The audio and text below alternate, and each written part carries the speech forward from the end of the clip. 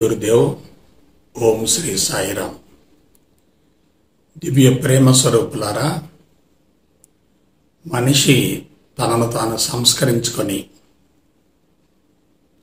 జీవిత పరమార్థం నెరవేర్చుకునే ఒకే ఒక చక్కని మహోన్నత కళాత్మక జీవన విధానమే ఆధ్యాత్మికత. ఆధ్యాత్మికతను గురించి శాస్త్రీయ పందాలు అవగాహన చేసుకునేటట్లయితే వ్యక్తిగా తనను తాను సంస్కరించుకోగలుగుతాడు.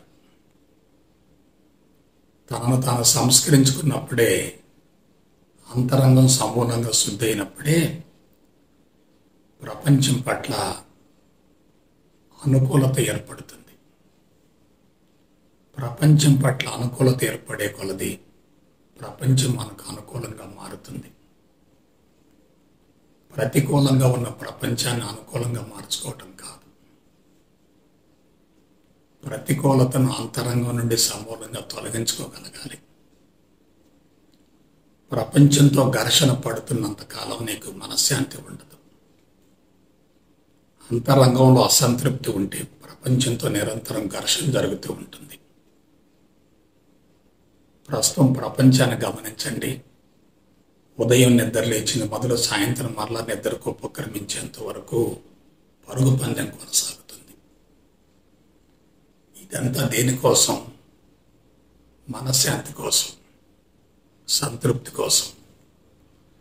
మరి ఉరుకుల పరుగుల జీవితం వల్ల మనశ్శాంతి లభిస్తుందా? సంతృప్తి కలుగుతుందా? ఆలోచించండి. సంతృప్తి కోసం, మనశ్శాంతి కోసం పరుగులు తీయడం వల్ల సంతృప్తిని, మనశ్శాంతిని పోగొట్టుకుంటున్నారు. ఎప్పుడైతే ప్రజలంతా పరుగులు తీస్తూ ఉంటారో అది ఒక పోరాటంలా తయారవుతుంది. పోరాటంలో కొంతమంది విజయం సాధిస్తారు, ఎక్కువ మంది అపజయం పాలవుతారు. విజయం సాధించినటువంటి వ్యక్తి ఆ విజయాన్ని నిలబెట్టుకోవటం కోసం పరితపిస్తూ ఉంటాడు. అపజయం పాలైనటువంటి వ్యక్తి విజయం కోసం మరలా ప్రయత్నం చేస్తూ ఉంటాడు. ఇదంతా కూడా ఒక రకమైన సర్కస్ లాంటిది. మనుషులంతా ఆ సర్కస్ ప్రపంచంలో పూర్తిగా ఇరుక్కుపోయారు. దాని నుండి బయటపడలేకపోతున్నారు. విచిత్రమైనటువంటి విషయం ఏంటంటే, భూమండలం మొత్తంలో అత్యంత తెలివి, మేధా సంపత్తి ఉన్నటువంటి మానవుడే ఈ ఊబిలో పడిపోయాడు.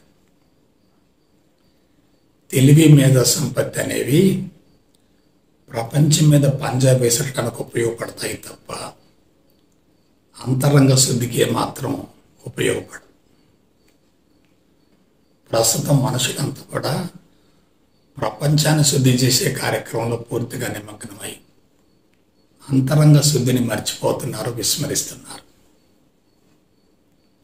అంతరంగం శుద్ధి అయితే ప్రపంచమే మన దగ్గరకు వస్తుంది. ప్రపంచాన్ని శుద్ధి చేయాలి అనే భావంతో ప్రపంచానికి వెళ్ళినప్పటికీ అంతరంగం ఇంకా కలుషితంగా మారుతుంది. అంతరంగం కలుషితంగా ఉన్నప్పుడు ప్రపంచం మనల్ని స్వీకరించదు. మనం ప్రపంచం స్వీకరించే స్థాయికి అర్హతను పెంచుకోవాలి. అర్హత లేకుండా ప్రపంచంలోకి వెళ్ళినా మనం తప్పనిసరిగా ఒక దశలో తిరస్కరించబడతాం, వెనుకకు తిరిగి రావాల్సి వస్తుంది.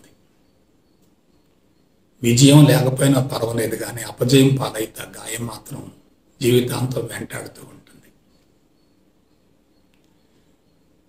ప్రస్తుతం అందరూ కూడా ఈ పరుగు పందెంలో మానసిక ఒత్తిడిని పెంచుకుంటున్నారు. ఆ మానసిక ఒత్తిడి అనేది మరొకళ్ళకి అసౌకర్యంగా మారుతుంది. మనలో ఉన్నటువంటి ఒత్తిడి ఇతరుల మీద ప్రసరిస్తున్నప్పుడు మనం వాళ్ళకి అన్యాయం చేసినట్లే కదా. కాబట్టి అతి సన్నిహితంగా మెలిగేటటువంటి వ్యక్తులు సామరస్యంతో, పరస్పర సహాయంతో, సహకారంతో, సమన్వయంతో ముందుకెళ్ళగలిగితే శక్తి పెరుగుతుంది. విభేదాలు, గొడవలు, కొట్లాట్లు, పేచీలు, పంచాయతీలు, కీచులాట్లు ఇటువంటి మొత్తం ఉన్నాయంటే విభేదాలు పెరుగుతూ మనోకాలుష్యం పెరుగుతూ ఉంటుంది. జీవితం చాలా సులభం. దాన్ని మనం కళాత్మకంగా కొనసాగించగలగాలి తప్ప ఘర్షణ వైఖరితో కొనసాగించకూడదు. ఇవాళ అందరూ ఘర్షణ వైఖరితో జీవించడానికి మూల కారణం శారీరక అవసరాలు తీరక కాదు, కోరికలు పెరగటమే. కోరికల మోతాదు పెరుగుతున్నప్పుడు ఆ కోరికలు తీర్చుకోవటానికి వనరులు ఎక్కడి నుంచి వస్తాయి?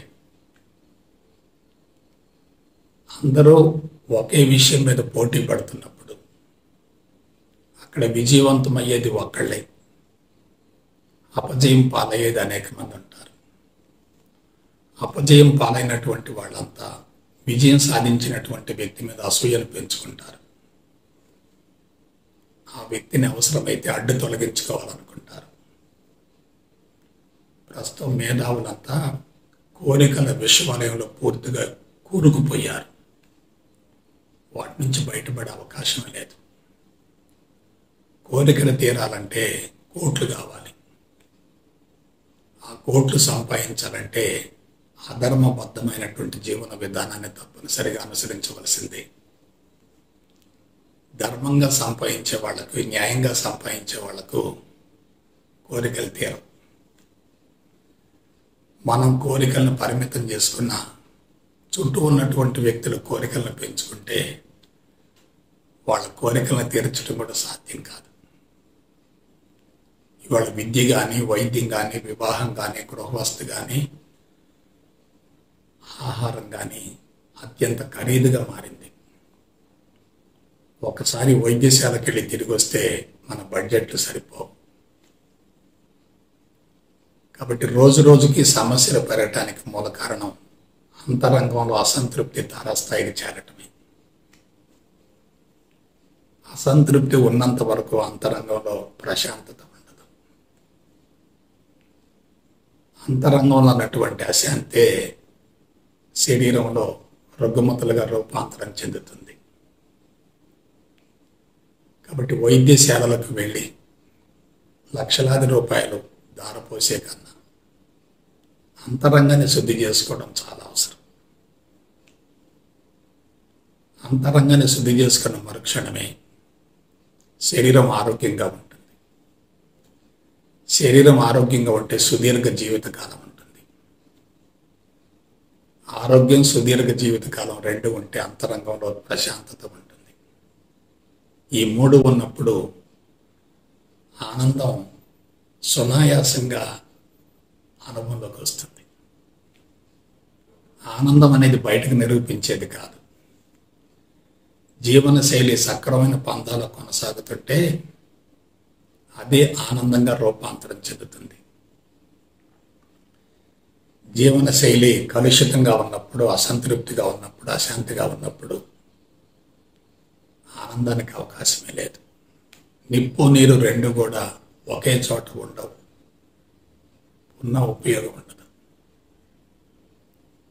అందువల్ల ఆనందాన్ని అనుభవించాలంటే అశాంతి, అసంతృప్తి రెండు తొలగిపోవాలి. అశాంతి, అసంతృప్తి రెండు తొలగిపోవాలంటే అంతరంగ శుద్ధి మీద దృష్టిని కేంద్రీకరించాలి. అంతరంగం శుద్ధి అవుతూ ఉంటే వ్యతిరేకంగా ఉన్నటువంటి సామాజిక పరిస్థితులు మనకు అనుకూలంగా కనిపిస్తాయి. అవి అనుకూలం కావటం కాదు, అనుకూలమైనట్లుగా మనకి భావన కలుగుతుంది. అంటే మార్పు ఎక్కడ సంభవించింది? అంతరంగంలో జరిగింది. అంతరంగం వికసించే కొలది ప్రతికూలమైనటువంటి పరిస్థితులు కూడా అనుకూలం అవుతాయి. అంతరంగం కుంచుకునే కొలది అనుకూలంగా ఉన్నటువంటి పరిస్థితులు కూడా వ్యతిరేకం అవుతూ ఉంటాయి. కాబట్టి ఒక విషయం చెప్పండి, ప్రపంచాన్ని మార్చటమా, మనం మారటమా? మనం మారితే ప్రపంచం మారినట్టు కనిపిస్తుంది. ప్రపంచం మారినప్పటికీ మనం మారకపోతే ప్రపంచంలో మనకు వ్యతిరేకత కనిపిస్తుంది. ప్రపంచంలో మనం చూసేటటువంటి వ్యతిరేకత ప్రపంచంలోనిది కాదు, మనకు మనంగా సృష్టించుకున్నది. దాన్నే మాయ అంటారు. అటువంటి మాయ నుండి సమూలంగా బయటపడి శరీరాన్ని ఆరోగ్యంగా, మనసును ప్రశాంతంగా ఉంచుకొని ఆనందాన్ని అనుభవిస్తూ జీవిత పరమార్థం నెరవేర్చుకోవటం కోసం గురు సందేశాలను తప్పనిసరిగా వింటూ ఉండండి. నాకు తెలిసినంత వరకు మనసు కలుషితంగా ఉన్నప్పుడు గురు సందేశాలు కూడా అంతరంగంలోకి స్పష్టంగా ప్రవేశించు. అంతరంగంలో కన్ఫ్యూజన్ ఉందంటే గురు సందేశాలు కూడా కన్ఫ్యూజన్గానే అందుతూ ఉంటాయి. అంతరంగం శుద్ధి అయితే అయస్కాంతంలాగా ఆ సమాచారం మిమ్మల్ని విపరీతంగా ఆకర్షిస్తుంది. కాబట్టి గురు సందేశాలను అంతరంగ శుద్ధికి ఆలంబనగా ఉపయోగించుకుంటూ